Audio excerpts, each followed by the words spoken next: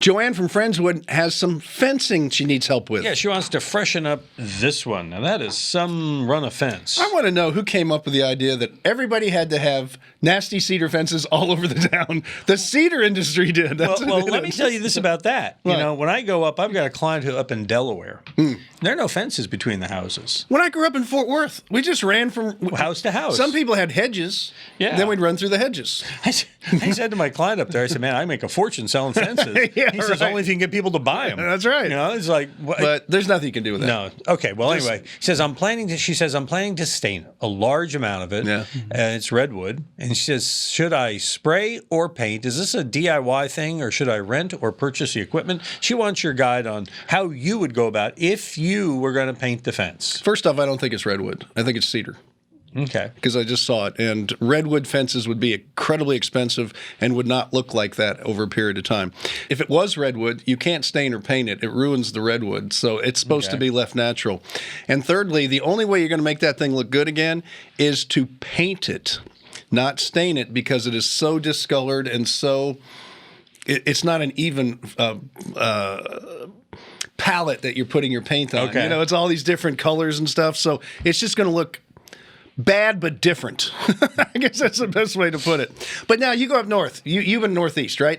Everybody paints all their fences white, and they use paint on their decks and things like that. The whole Tom Sawyer thing. Yeah. So if you want to paint it, then what I would tell you to do is paint it. And there are people you can have come in who will paint the fence a wood color.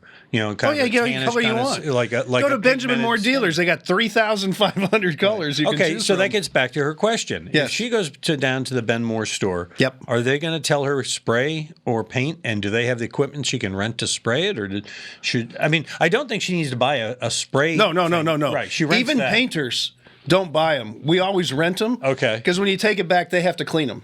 Even better. Yes, and maintain them. Right. So you can rent them. Now, can I tell you, every Benjamin Moore dealer has the sprayer for you? Maybe not. There's Maybe 18 of them. Right. But yes, you can definitely get your hands on. Okay, so if you do that, then it'll be a fun project, and you'll learn why you're not a painter.